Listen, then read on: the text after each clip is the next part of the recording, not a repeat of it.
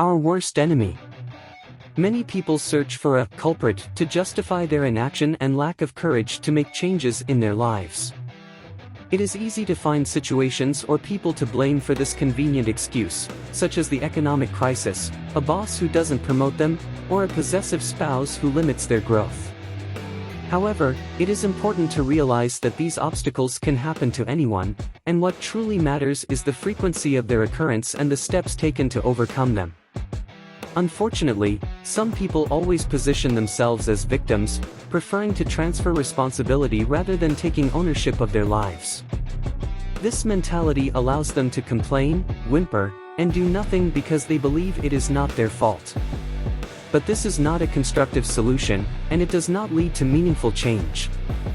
Instead, it is essential to conduct a self-analysis, admit that changes are necessary, and take the necessary steps, even if this requires effort, sacrifice, and stepping outside of one's comfort zone. It is not fair to remain in a distressing or stagnant situation and expect things to change for the better without making an effort. Comfort should not come at the expense of one's growth and well-being. During difficult times, it is common to search for external sources to blame for our problems and struggles. We may look for an enemy to justify our difficulties, but it is essential to first examine ourselves and our internal dialogue.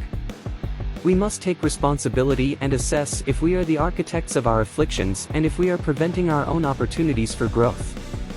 Often, we are our own worst enemy. We may be stuck in self-defeating patterns that prevent us from reaching our full potential. To make progress, it is essential to break these patterns and adopt new habits that promote growth and evolution. As Albert Einstein famously said, insanity is doing the same thing over and over again and expecting different results. If we want to see real change in our lives, we must be willing to break out of our comfort zones and take different actions that lead to different results. It may be difficult and uncomfortable, but it is the only way to move forward.